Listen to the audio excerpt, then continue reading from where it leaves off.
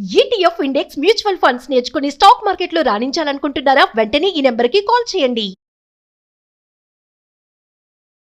నమస్కారం. కార్తీక పురాణం 23వ రోజు పారాయణలోకి వచ్చాం. ఈరోజు ఆదివారం అండి. రేపు సోమవారం, ఆఖరి సోమవారం. ఈ సంవత్సరం కార్తీక మాసంలో 4 సోమవారాలు వచ్చినాయి. ఆఖరి సోమవారం 24వ రోజు పారాయణ వింటాము. ఆ రోజున ఇప్పుడు ఈ 3 సోమవారాలు ఉపవాసాలు ఉండలేని వాళ్ళు ఆఖరి సోమవారమైన రేపటి రోజునైనా ఉపవాసం ఉండటం మంచిది. సాధారణ ఉపవాసం చేయొచ్చండి. పగలు పొద్దున్నే సూర్యోదయానికి ముందే లేచి స్నానం చేసేసి అలారం పెట్టుకుని లేచి స్నానం చేయటమే. ఆఖరి సోమవారం కాబట్టి స్నానం చేసి దేవతార్చన దీపారాధన, ఇంట్లో దీపారాధన చేసుకోవటం. మగవారికి అవకాశం ఉంటే మగవారైనా ఆడవారైనా ఒకసారి దేవాలయ దర్శనం చేసుకోవటం. పగలు నిరాహారంగా ఉండి సాయంకాలం చుక్కలు వచ్చిన తర్వాత, చుక్కలు కొంచెం తక్కువ కనపడతాయండి, ఎందుకంటే అమావాస్యకి వారం రోజుల దగ్గరకు వచ్చేసాం కాబట్టి కొంచెం తక్కువ ఉంటుంది. చీకటి పడిన తర్వాత ప్రదోషకాలం అయ్యాక అర్చన అయిన తర్వాత చక్కగా వంట చేసుకుని భోజనం చేయొచ్చు.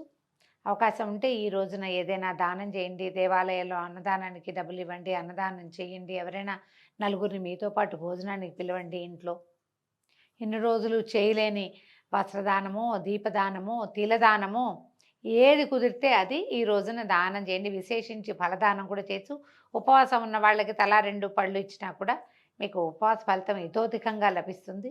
అవకాశం ఉన్నవాళ్ళు ఈ ఆఖరి సోమవారాన్ని సుసంపన్నం చేసుకోండి. అయితే మొదటి ఏకాదశి లాగానే ఈసారి ఏకాదశి కూడా సోమవారం అనంతరం రోజే వచ్చిందండి. అయితే సోమవారము లేదా ఏకాదశి మొత్తం రోజంతా ఉపవాసం ఉండాలి, మన వల్ల కాదని అనుకుంటే కనుక విశేషమైన కార్తీక సోమవారం నాడైనా ఉపవాసం చేసుకోండి. ఇంకా పారాయణలోకి వద్దాం. ఇప్పుడు ఈ బృందాదేవి ఒక ముని దగ్గరికి వెళ్ళిందని ముందు భాగంలో చెప్పుకున్నాం. నిజానికి చాలా పరాక్రమవంతుడు జలంధరుడు. అతను అప్పటికే త్రిలోకాధిపతిగా ఉన్నాడు. భూమిని జయించాడు, పాతాళాన్ని జయించాడు, స్వర్గాధిపత్యాన్ని చేపట్టాడు. సాక్షాత్తు లక్ష్మీనారాయణలని తన ఇంట్లో నివాసం ఉండేలాగా చేసుకున్నా కూడా చివరికి అప్పుడు ఇంత బలపరాక్రమాలు ఉన్నవాడికి ఏమవుతుందో అన్న భయం బృందాదేవికి ఎందుకు వచ్చిందంటే, ఈసారి ఈయన చేసిన పనేమిటి?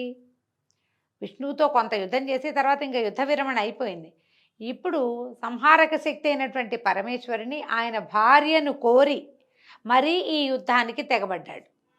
పరమేశ్వరుడితో యుద్ధం అంటే ప్రపంచంతో యుద్ధం. అది ఇంత పెద్ద యుద్ధానికి వెళ్ళేసరికల్లా ఆమె భయపడి తన భర్త ప్రవర్తన సరైంది కాదు కాబట్టి ఒకవేళ ఏదైనా ఆయనకి కీడు వస్తుందేమోనని భయపడి ఎవరినైనా సలహా అడగాలని అనుకుంది. అయితే ఆ సమయంలో పాతాళంలో ఒక ముని ఒక ఆయన వేయించేసి ఉన్నాడని సఖుల ద్వారా తెలుసుకుని, ఈవిడికి ఏ ఋషులు మునులు అందుబాటులో లేరు, ఎందుకంటే ప్రపంచం అంతా యుద్ధంలో ఉంది, లక్ష్మీనారాయణ ఇంట్లోనే ఉన్నారు, ఇంకా వాళ్ళని అడగదలుచుకోవాలి. ఆవిడ వెళ్ళి ఎవరో ఋషిని ఆశ్రయించాలనుకుంది. ఫలానా ఎవరో ఒక ఋషి గారు ఉన్నారు, ఆయన చాలా అద్భుతంగా చెప్తాడని ఒక మాయ వల్లే అదంతా జరిగింది. విష్ణువు యొక్క మాయోపాయంతో ఈవిడ ఆ మునిగారిని చూడ్డానికి వెళ్ళింది. వెళ్తే అదొక దట్టమైన అడవి ప్రాంతం, ఇంచుమించుగా ఒక ఉద్యానవనంలాగా ఉన్నది, కేళీవనంలాగా ఉంది. అక్కడికి వెళ్ళేసరికి ఆ ఋషి ఒక ఆయన చక్కగా అక్కడ తపస్సు చేసుకుంటూ, మనోహరమైన స్వరూపం కలిగిన ఋషి తపస్సు చేసుకుంటున్నాడు.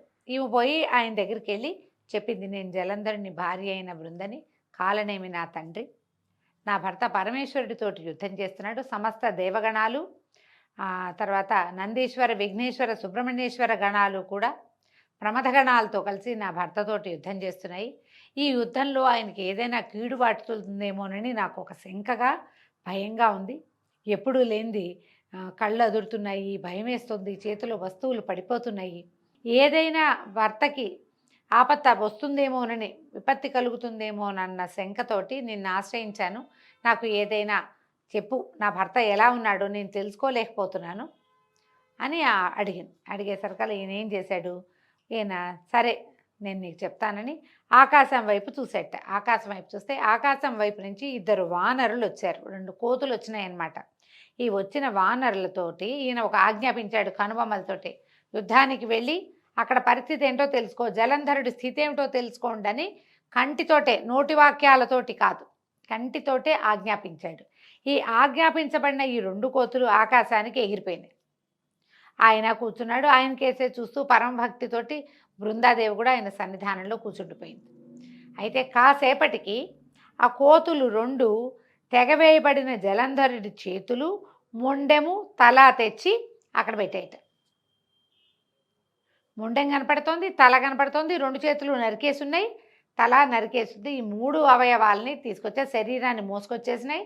తల ఒకటి, చేతులతో 2 చేతులు పట్టుకొచ్చి అక్కడ పెట్టింది. అది చూసేసరికి భర్త యొక్క ఖండితమైన అవయవాలు చూడగానే గొల్లుమని ఏడ్చింది బృందాదేవి. విపరీతంగా ఏడ్చి ఆ ఋషి పాదాలు పట్టుకుంది. నా భర్తను బతికించు, నా భర్తను బతికించు, ఈ యుద్ధ విరమణ చేయిస్తాను, ఈ అకాల మరణం ఎందుకు వచ్చింది ఇతనికి, ఇతను చేసిన పని వల్లే వచ్చింది, నువ్వు బతికించు, ఇతనికి నేను బుద్ధి చెప్పుకుంటానని పరిపరి విధాలుగా బతిమలాడితే ఈయన ఏమన్నాడు, ముని నవ్వుతూ, శివోపహతులైన వాళ్ళని బతికించడం ఎవ్వరికీ సాధ్యం కాదు, అయినా నీ పట్ల నాకు అవ్యాజమైన కరుణ ఏర్పడింది, తప్పక బతికిస్తానని చెప్పి అంతర్ధానం అయిపోయాడట అక్కడి నుంచి. శివోపహతుడు అంటే పరమేశ్వరుని వాళ్ళ సంహరింపబడిన వాడిని ఎవరైనా బతికించగలరా?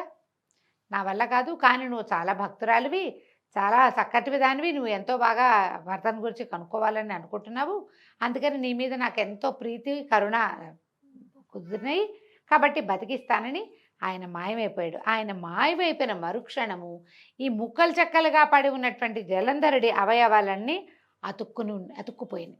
అతుక్కుపోయి పునర్జీవితుడైపోయాడు, బతికి లేచి వచ్చేసాడు. ఈ ఖిన్నురాలుగా పరమ దుఃఖంతో నెత్తి మీద చేతులు పెట్టుకుని కూర్చున్న బృందని కౌగులించుకుని ఆమె ముఖాన్ని పదే పదే ముద్దాడట.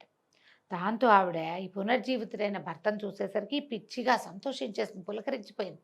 భర్త చచ్చిపోయాడు అనుకుంది. ఆయన బతికొచ్చేసరికల్లా ఇంకా దేశకాల విచక్షణ నశించింది ఆవిడికి. ఇది ఒక ఋష్యాశ్రమానికి వచ్చాం, ఒక ఋషి ఇక్కడ ఉన్నాడు, ఆయనే ఇతన్ని బతికించాడు, ఆ ధ్యాస కలగల ఆమెకి. ఈ భర్త కౌగులించుకునేసరికల్లా ఇంకా ఆయన ఆ వనంలోనే ఉండిపోయి అతనితో అనేక రకాల సురత క్రీడలతోటి మునిగిపోయింది. అయితే ఈ మనోహరుడు చనిపోయాడు అనుకున్నవాడు బతికొచ్చేసరికల్లా ఈ పిచ్చి సంతోషంలో ఈ తనతో కలిసిన వాడు భర్త కాడని ఆమె గ్రహించల. అనేక రకాలుగా క్రీడించిన ఒక సురతావసాన సమయంలో ఆయన నిజరూపం వచ్చేస్తుంది. ఇది దేవతల గాథల్లో అది కనపడుతుంది అన్నమాట.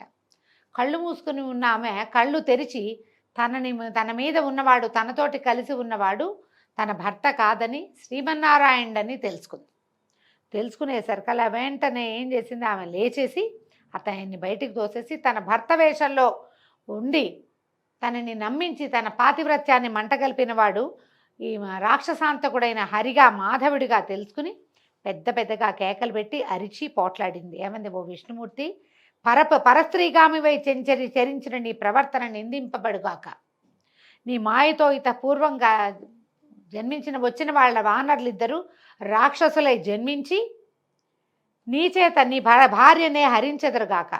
నువ్వు భార్యావియోగ దుఃఖితుడివై నీ శిష్యుడైన, అప్పటికి ఈయన పక్కన శిష్యుడు ఒకడున్నాడు, ఈ ముని పక్కన ఆదిశేషువే శిష్యుడుగా ఉన్నట్టు అక్కడ, ఆదిశేషుడితో సహితుడివై అడవులలో పడి తిరుగుతూ వానర సహాయమే గతి అయిన వాడివి అగుదువుగాక అని శపించేసింది. భీషణంగా అరిచి కేకలు పెట్టింది, తిట్టింది. పరస్త్రీగామివయ్యావు, నువ్వు పరస్త్రీనైనా నాతో చరించావు కాబట్టి నువ్వు భార్యావియోగాన్ని పొందుతావు. ఏ కోతి మొహాలతోటి వచ్చి నన్ను ఇలా వంచారో, నా భర్త శవాన్ని చూపించారో వాళ్ళిద్దరూ రాక్షసులైపోతారు. వాళ్ళిద్దరూ ఎవరు? విష్ణుమూర్తి ఎక్కడికైనా వస్తే ఎవరు వస్తారండి? ఆయన వెనకాల పడి వచ్చేవాళ్ళు ఎప్పుడు అయితే గరుత్మంతుడు, జయ విజయులు ఆయన పార్షదులైన వాళ్ళు, లేదా ఆయన పడుకుని శయ్యగా ఉండేటువంటి ఆదిశేషుడు. శిష్యుడిగా వచ్చిన ఆదిశేషుడికి శాపం తగిలింది. ఈ వానర ముఖాలతోటి వచ్చిన వాళ్ళిద్దరూ తర్వాత కాలాంతరంలో వాళ్లే రాక్షసులుగా జన్మించారు. జయ విజయులిద్దరే రావణ కుంభకర్ణులుగా జన్మించారని కథనం. నువ్వు చివరికి భార్యా వియోగివై నీ వెనకాల ఇది ఆదిశేషుడే సహాయుడుగా ఉండి కేవలము వానరాలు తప్పిస్తే ఎవ్వరూ సహాయం చేయలేని స్థితిలో పడిపోతావు. నువ్వు వాళ్ళని చూపించి నన్ను మోసం చేశావని నానా విధాలుగా ఆయన్ని తిట్టి దుఃఖిస్తూ పరమ దుఃఖంతో ఆవిడేం చేస్తుందట, అగ్నిని కల్పించుకుని అందులోకి పడి బూడిదైపోయింది. ఆయన ఏం చేశాడు, ఈవిడ అరుస్తూ ఉంటే ఆమెను కౌగులించుకుపోయాడట. తనని అభిలషిస్తూ దగ్గరికి వస్తున్నటువంటి హరిని ఆయన నుంచి, శ్రీహరి నుంచి తప్పించుకుని అగ్నిని కల్పించుకొని బూడిదైపోయింది. ఆమె వెంటనే ఇట్లా పెద్ద మంట వచ్చి మంటలో కాలి బూడిదైపోయింది. అయితే ఏమైందట, ఈ తను కల్పించిన మాయలో ఆమెని భ్రమింపచేసిన విష్ణువు ఈ భార్య స్త్రీ సౌఖ్యంలో మైమరిచిపోయి ఉన్నవాడై మాయామోహితుడైపోయాడట. ఇలా జరుగుతుందా? జగన్నాటక సూత్రధారే ఇంత పని ఇలాంటిది జరుగుతుందా అంటే, శివమాయ, విష్ణుమాయ, బ్రహ్మాది మాయల కంటే మహామాయ ఒకటి ఉన్నదని, దానికి మేమెవ్వరము అతీతులము కాము అని మహావిష్ణువే ఒక కథనంలో చెప్పినట్టుగా మనకి కనపడుతుంది. శివపురాణంలో కనిపిస్తుంది ఈ కథనం. మాటివి చిన్న మాయలు, వీటిని మించిన పెనుమాయ ఇంకొకటి ఉన్నదని చెప్తాడు ఆయన. విష్ణుమాయ కంటే అతీతమైనటువంటి పరమేశ్వరి మాయకి లోబడిపోయి ఆయన విపరీతంగా దుఃఖాన్ని పొందాడట. ఈ తాను కోరుకుంటున్న స్త్రీ బూడిదైపోయేసరికల్లా ఆ బూడిదని, ఆ చితాభస్మాన్ని ఒంటికి పూసుకుని ఆమె కోసమే దుఃఖించడం మొదలుపెట్టాడు. తాను ఎవరన్నది ఒక్క క్షణం పాటు మర్చిపోయాడట మహావిష్ణువు కూడా.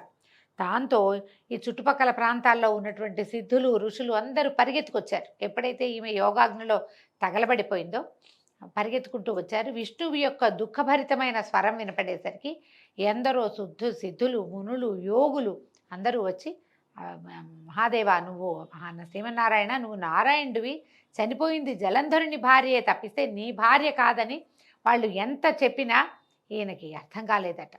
ఈ బృందా మరణ మాయలో చిక్కుకుపోయి ఉన్నాడు ఆయన. శాంతిని పొందలేకపోయాడు. అశాంతితో అల్లాడిపోతున్నాడట ఆయన. అలా నడుచుకుంటూ వెళ్ళిపోతున్నాడు. దుఃఖంతో ఏడుస్తూ ఆమె చితాభస్మాన్ని ఇలా గుప్పెళ్లతో పట్టుకుని ఉన్నాడట. దాన్ని గుండెలకి, ఒంటికి రాసుకుంటూ ఎక్కడికో నడిచి వెళ్ళిపోతున్నాడు. ఈ మహామాయ మోహంలో మునిగిపోయినటువంటి ఈ విష్ణుమూర్తిని ఎలా స్వమామూలు లోకాలకి తెచ్చారో, బ్రహ్మాది దేవతలు ఏ ప్రణాళికని రచించారో మనం వచ్చే భాగంలో తెలుసుకుందామండి. ఈ రోజుతో 23వ రోజు పారాయణ పూర్తయింది. మళ్ళీ రేపు ఉదయం సోమవారం నాడు 24వ రోజు పారాయణతోటి కలుసుకుందాం. నమస్కారం.